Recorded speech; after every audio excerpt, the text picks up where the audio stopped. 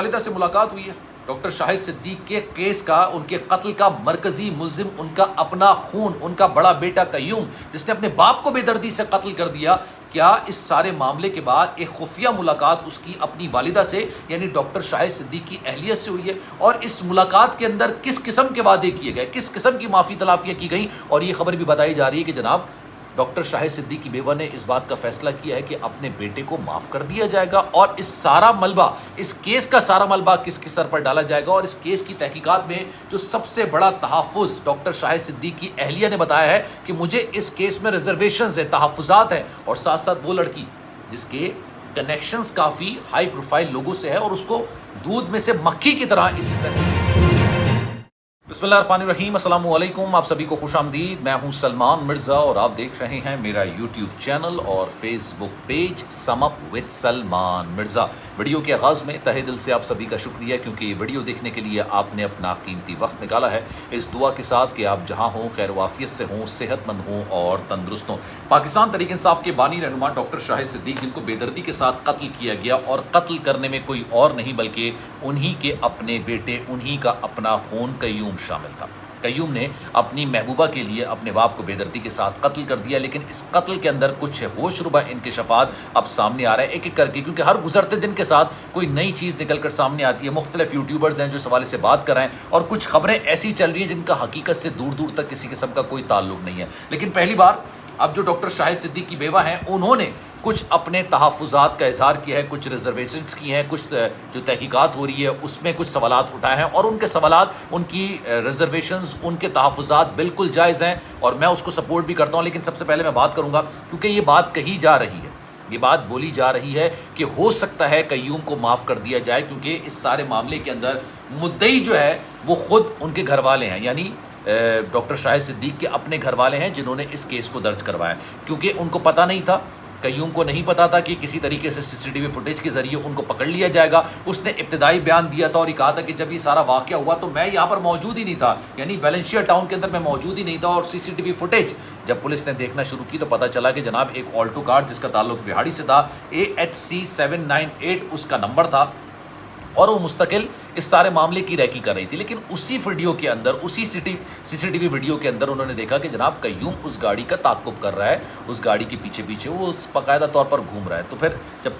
تفتیش کی گئی، اس کو تھوڑا سختی کے ساتھ پوچھا گیا تو اس نے طوطے کی طرح بولنا شروع کر دیا۔ اس کے بعد پھر اصل بات یہ کہی جا رہی تھی کہ جناب اس لڑکی کو گرفتار کیا جائے گا جس کا نام بینش ہے، اور کہا جا رہا ہے کہ جناب اسی کو اس نے 2 سے 3 ہینڈ بیگز دیے جن کی مالیت 60 سے 70 لاکھ روپے ہے۔ اسی کے لیے اس نے 13 کروڑ روپے کی ایک BMW گاڑی کی فرمائش اپنے والد صاحب سے کی، اور وہ گاڑی انہوں نے اپنی بیگم کے لیے جو کہ اب بیوہ ہو چکی ہیں ان کے نام پر رجسٹر کروائی تھی، اور اس بات کا غالباً پتہ قیوم کو چل چکا تھا، اور اس کو لگ رہا تھا کہ شاید اس کو نیچا دکھانے کے لیے یہ سارا کام کیا جا رہا ہے۔ اب ان کی جو بیوہ ہیں ڈاکٹر شاہد صدیق کی، انہوں نے کچھ تحفظات کا اظہار کیا ہے۔ پہلا تحفظ انہوں نے کہا ہے کہ جناب ایسے کیسے کسی شخص کو کلین چٹ مل سکتی ہے جو کہ اس قتل کا سب سے بڑا موٹیو ہے، یعنی مقصد، کوئی بھی قتل ہوتا ہے نا، اس قتل کے پیچھے 3-4 وجوہات ہوتی ہیں جو کہ بیسک وجوہات ہوتی ہیں۔ پہلا، بھائی اس کا بینیفیشری کون، سب سے پہلے اس قتل سے فائدہ کس کو ہوگا، دوسرا کس کے لیے قتل کیا گیا تھا، کس کو فائدہ پہنچا ہے، کون مقصد ہے اس سارے معاملے کے قتل کا۔ تو ان کی جو بیوہ ہیں انہوں نے آج میڈیا پہ بھی اس حوالے سے خبریں چل رہی تھیں، انہوں نے کہا کہ جناب جس شخص کے لیے میرے بیٹے نے، جس عورت کے لیے میرے بیٹے نے میرے شوہر کا بے دردی کے ساتھ قتل کیا، اس کو کلین چٹ کیسے مل سکتی ہے۔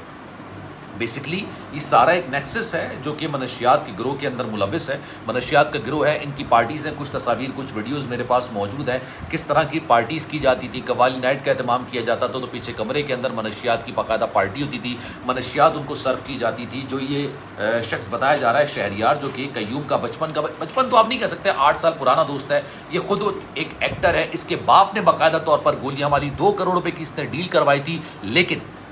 جب اس کے پاس پیسے نہیں ہوتے تھے تب بھی یہ ادھار لے کے اس طرح کی پارٹی ارینج کرواتا تھا، لوگوں کو بلواتا تھا، بڑے بڑے پولیٹیشنز کے بیٹوں کو بلواتا تھا، امیر کبیر لوگوں کے بیٹوں کو ان کو بلواتا تھا، ایکٹرز کے بیٹوں کو بلواتا تھا، اور اپنی PR بنانے کی کوشش کرتا تھا۔ لیکن اب میں آپ کو بتاتا ہوں کہ جناب ان کی جو بیوہ نے تحفظ کا اظہار کیا، انہوں نے کہا کہ اس لڑکی کو کس طرح سے کلین چٹ دے دی گئی، اور بڑا ویلڈ، بڑا ایک بہترین قسم کا سوال ہے، اور بالکل سوال جائز ہے کہ جس لڑکی کے لیے میرے بیٹے نے میرے شوہر کا قتل کیا، اس لڑکی کو کلین چٹ کیسے مل سکتی ہے۔ اور کچھ خبریں یہ بھی چل رہی تھی کہ کیا جو قیوم کی والدہ ہیں ڈاکٹر شاہد صدیق کی جو اہلیہ ہیں، کیا انہوں نے اپنے بیٹے کو معاف کرنے کا فیصلہ کیا ہے، یہ سوچتے ہوئے کہ میرا شوہر تو چلا گیا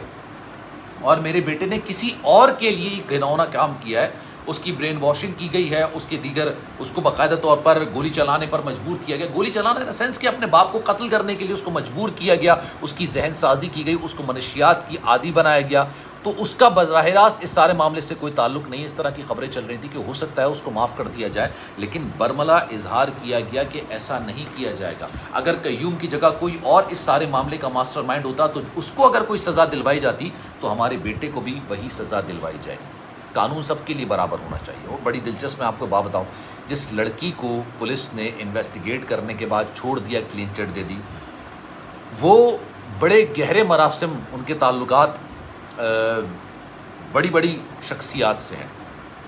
اس حوالے سے میں ڈیٹیلڈ ایک ولاگ بناؤں گا، آپ کو پوری ڈیٹیل بتاؤں گا کہ ان کی کن کن شخصیات سے رابطے ہیں، کن کن شخصیات کے کہنے پر ان کو اس انویسٹیگیشن سے اس طرح سے نکالا گیا جس طرح سے مکھی کو دودھ میں سے نکال دیا جاتا ہے، جیسے مکھن میں سے بال کو نکال دیا جاتا ہے، اس طرح سے بالکل نکال دیا گیا اور اس میں کوئی پیش رفت نہیں ہو رہی۔ آپ یہ دیکھیے قیوم کے علاوہ کسی بھی مرکزی ملزم کو حراست میں نہیں لیا گیا۔ پتہ چل گیا کہ جناب وہ گاڑی وہاڑی سے آئی تھی، جو اس کا دوست تھا شہریار، اس کا تعلق بھی وہاڑی سے، اس کے والد نے قتل کیا، اس کے چچا نے قتل کیا، اس کے بھتیجے نے قتل کیا، تمام چیزیں پتہ چل گئی ہیں، لیکن اس کے باوجود ایسا لگ رہا ہے کہ اس کیس میں کچھ آگے معاملات بڑھ نہیں رہے۔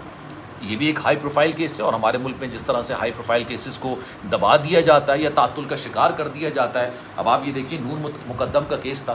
نور مقدم کا کیس چلا، ساری چیزیں ہوئیں، سزا ہوئی، اب اس نے اپیل دائر کی ہوئی ہے، کہا جا رہا ہے کہ جناب اس کی حالت خراب ہے۔ بہت سارے کیسز ایسے ہیں، آپ نام لیں اور آپ کو پتہ چل جائے گا کہ جناب یہ سارا معاملہ ہائی پروفائل کی وجہ سے تعطل کا شکار ہوتا ہے، ہائی پروفائل کی وجہ سے اس کو اتنا ڈیلے کیا جاتا ہے کہ لوگوں کے ذہنوں سے یہ چیزیں فراموش ہو جاتی ہیں، بھول جاتے ہیں لوگ۔ آپ دیکھیے ٹی وی پر اس طرح کی خبریں نہیں چل رہی، سوشل میڈیا پر کچھ لوگ ہیں جو اس پر بات کر رہے ہیں، کل نیا ٹاپک آ جائے گا اس پر بات کرنا شروع کر دیں گے۔ اس سے پہلے بات کر رہے تھے وہ دیگر کیسز تھے، ان کے حوالے سے بات کی جا رہی تھی، خلیل الرحمان کے حوالے سے بات کی جا رہی تھی، عائشہ کے حوالے سے بات کی جا رہی تھی جو کہ ٹی وی ایکٹریس ہیں، دیگر ایشوز پر بات کی جا رہی تھی، ثانیہ زہرا کے حوالے سے بات کی جا رہی تھی، لوگ بھول جاتے ہیں، اسی لیے اس میں ڈیلنگ ٹیکٹکس اپنائے جاتے ہیں۔ لیکن خیر ابھی کی خبر سب سے بڑی یہ ہے کہ ان کی والدہ نے اپنے بیٹے کو جائیداد سے بھی بے دخل کرنے کے فیصلہ کر لیا ہے، انہوں نے اس کے حوالے سے کسی قسم کا بھی نرم رویہ اپنانے سے انکار کر دیا ہے، کسی قسم کی معافی سے انہوں نے بالکل لا تعلقی کا اظہار کر دیا کہ ایسا کچھ نہیں ہوگا، بلکہ بیٹے سے ہی لا تعلقی کا اظہار کر دیا۔ اب اس بارے میں آپ کی رائے کیا ہے؟ میں چاہوں گا کہ کامنٹ سیکشن اپنی رائے کا اظہار ضرور کیجیے گا۔ سلمان مرزا کو دیجیے اجازت، زندگی رہی، صحت رہی، آپ کی دعائیں رہی تو انشاءاللہ آپ سے پھر ملاقات ہوگی۔ خیال رکھیے گا اپنا، اللہ حافظ۔